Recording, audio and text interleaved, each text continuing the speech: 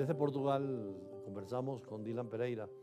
Él es licenciado en estudios internacionales, está haciendo un posgrado en Europa y, por supuesto, la primera pregunta, Dylan, es esa cooperación internacional que se ha expresado tan directamente. Tuvimos aquí al embajador de Alemania y decía cómo los europeos han respondido de manera rápida. ¿Cómo lo has sentido tú estando en Portugal, esta situación para los venezolanos como tú, que tienen familia en Venezuela o que tienen familia de Venezuela en Portugal? Este caso, el terremoto, el sismo y sobre todo la cooperación internacional. Buenas tardes, embajador. Primero que nada, mis palabras de condolencia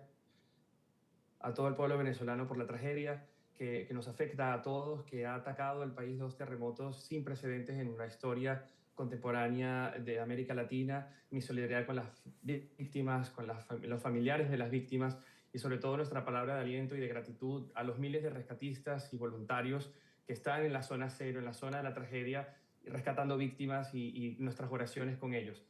Respecto a su pregunta, embajador, por supuesto que es una muestra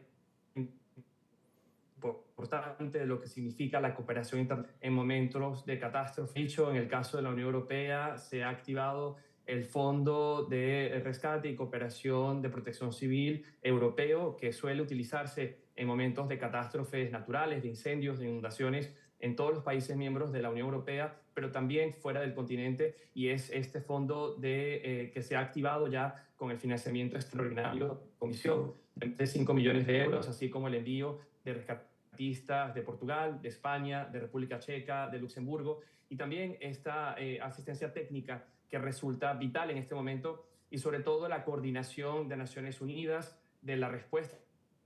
inmediata del coordinador residente en Caracas, así como de todas las agencias como ACNUR, como OCHA, que es particularmente la Agencia de Naciones Unidas para la Acción Humanitaria. Y también recordar que este proceso embajador tiene que ser, primero que nada, atendido en esta fase crítica de crisis de estos primeros días tras la tragedia, pero también estamos, por supuesto, a disposición de cooperar en un proceso de reconstrucción que debemos enfrentar como Nación Unidos y que la comunidad internacional juega y jugará sin lugar a dudas un papel fundamental.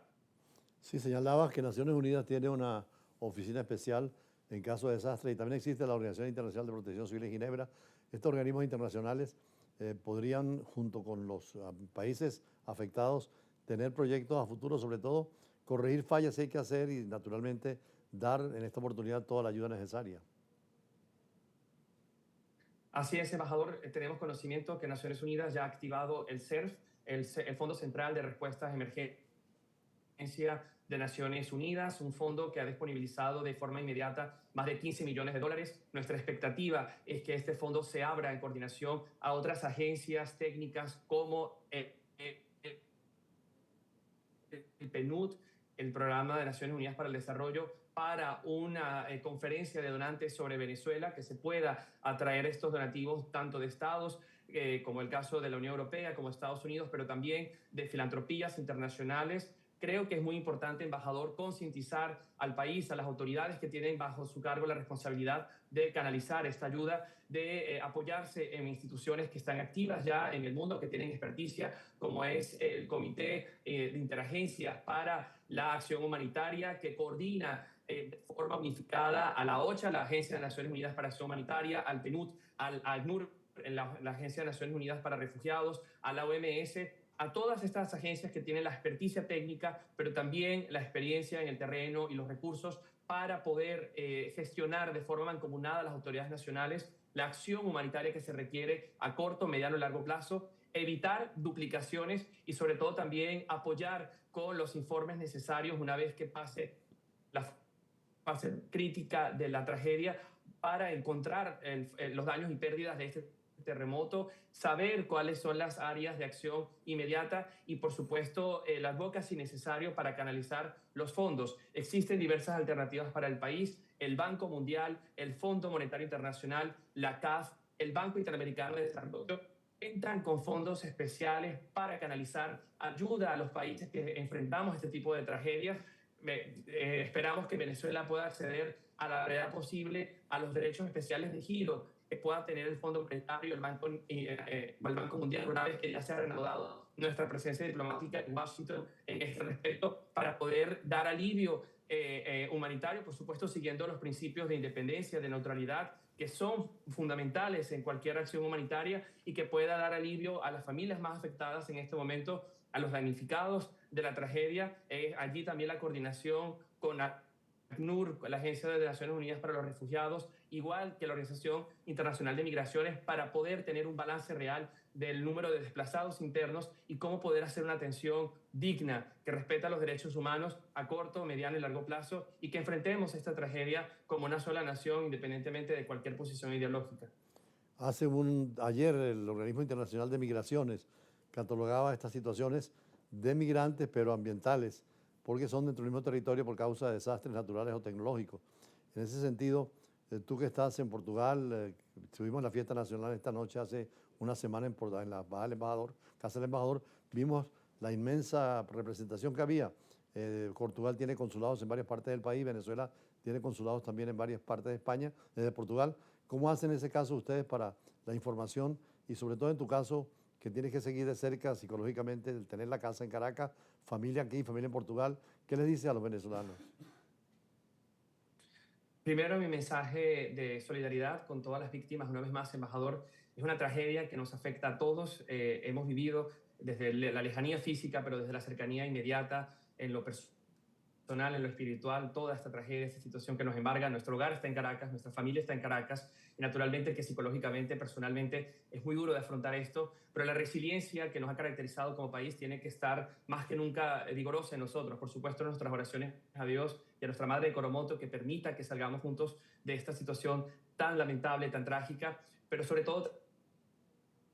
también tener la disponibilidad de todos nuestros recursos académicos, intelectuales, profesionales, técnicos a disposición del país. Y eso es precisamente lo que estamos intentando coordinar también desde Europa con organizaciones de la sociedad civil, de la academia, de poder ofrecer la experticia técnica en acción humanitaria, precisamente un área en la que nos estamos formando aquí en Europa, y que pueda dar también un aliento de esperanza a las poblaciones que también han sido afectadas, no solamente en esta fase aguda de la crisis, sino también a mediano plazo. Y allí un mensaje también de esperanza, que existen muchos recursos, muchos mecanismos que se pueden coordinar con los bancos multilaterales, que